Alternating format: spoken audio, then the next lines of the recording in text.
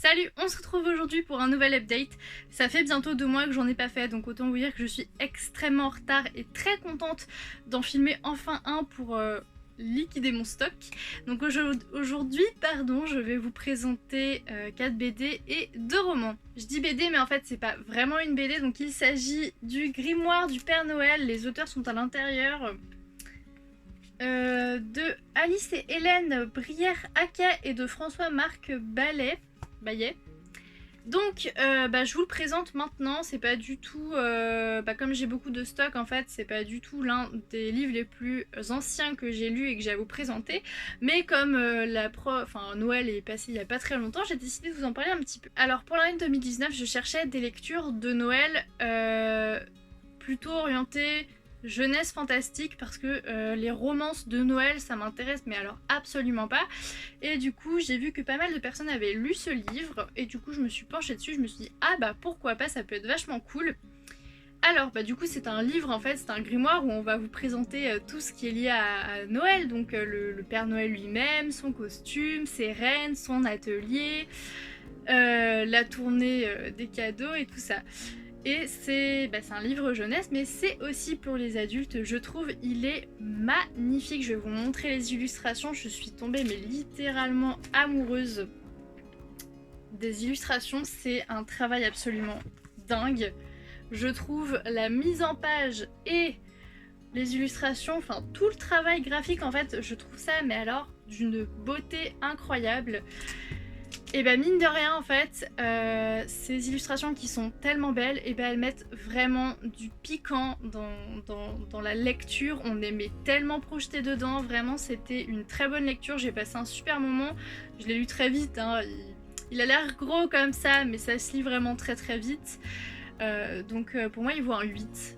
Un 8 sur 10, je l'ai vraiment bien apprécié, c'est un bon petit livre, vraiment, c'était très agréable. Ensuite, je vais vous parler de Appelez-moi maîtresse de Clara Cuadrado. Donc j'ai été très intéressée par le résumé qui laissait, je sais pas, ça avait l'air extrêmement frais. Donc on retrouve une femme qui en septembre en fait va devenir maîtresse, voilà, maîtresse en tant que métier, mais également maîtresse en tant que amante d'un homme. Donc c'est assez cool de jouer sur les deux tableaux, je trouvais ça intéressant comme démarche. Et ce qui m'a vraiment plu, c'est que on aborde l'adultère avec une légèreté incroyable, et puis toutes les étapes de l'adultère, hein, donc c'est-à-dire le déni, non, il m'aime, hein, je le sais, et ensuite la prise de conscience, donc c'est vraiment hyper intéressant et c'est abordé mais avec tellement de légèreté et d'humour. Voilà, donc j'ai beaucoup aimé, vraiment, je m'attendais pas à ce que ce soit aussi frais. Parce que c'est un sujet quand même assez tabou, ou alors assez important. Et alors là, c'est frais, mais archi frais, donc je suis comblée. Et l'autre chose qui m'a vraiment beaucoup plu, ce sont les illustrations. Je les trouve mais incroyablement belles. J'adore, vraiment, j'adore. Je trouve ça trop beau. C'est plutôt des traits simples, mais je trouve ça d'une beauté, voilà, c'est super beau, les couleurs elles sont claires, c'est trop beau. Donc voilà, je vous la recommande en fait, voilà, je vous la recommande. Je lui ai mis un 9 sur 10 parce que j'ai vraiment adoré, et puis de toute façon j'achèterai un jour ou l'autre les autres bandes dessinées de l'autrice, parce que celui-ci m'a comblée, donc j'ai vraiment hâte de découvrir les autres œuvres qu'elle a fait. On va maintenant passer à un roman avec Hashtag bleu de Florence Hinkel. Donc ici on est dans un monde où la douleur n'existe pas, ce qui est plutôt très bien, hein, je pense qu'on est nombreux à en rêver.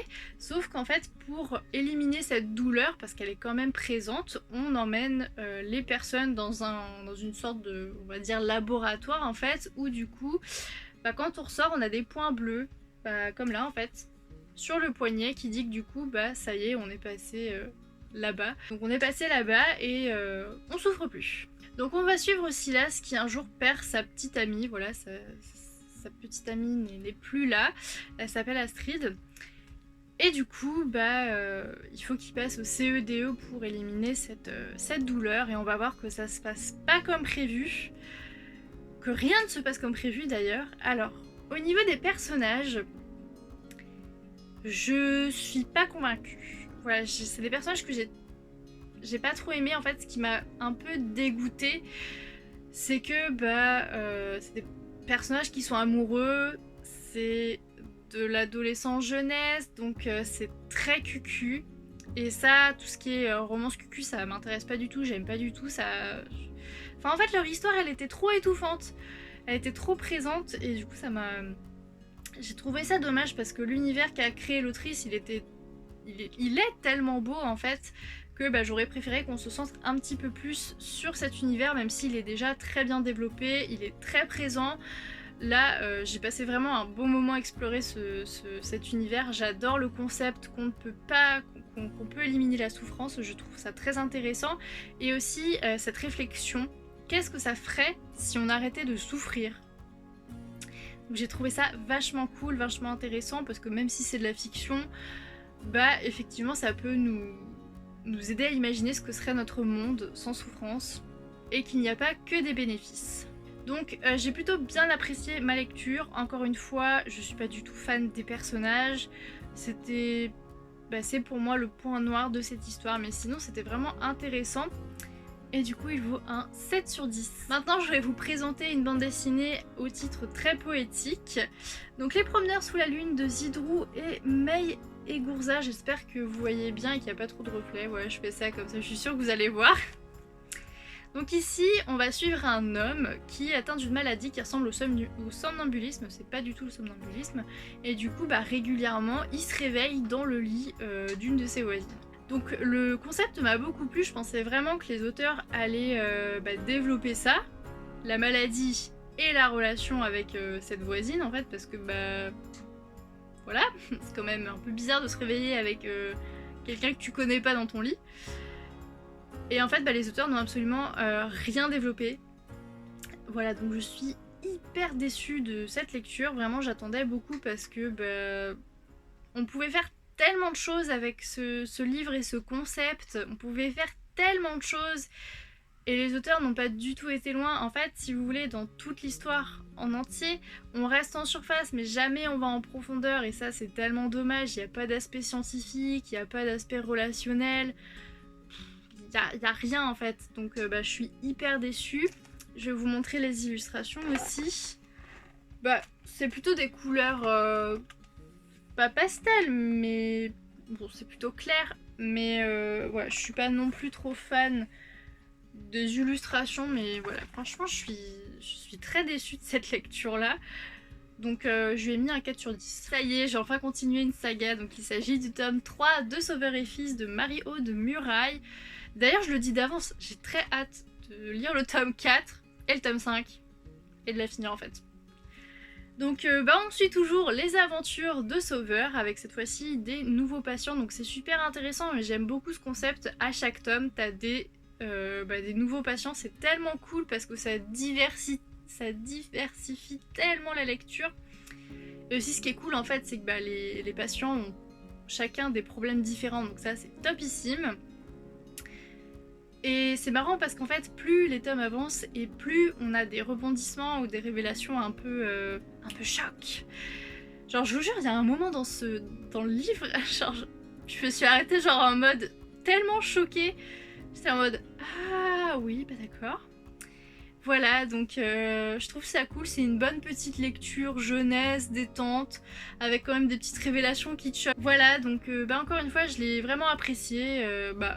En fait, je pense que j'apprécierais chaque tome de cette saga, en fait. Je le sens bien. C'est exactement ce que je recherche, c'est de la douceur, mais quand même quelques péripéties.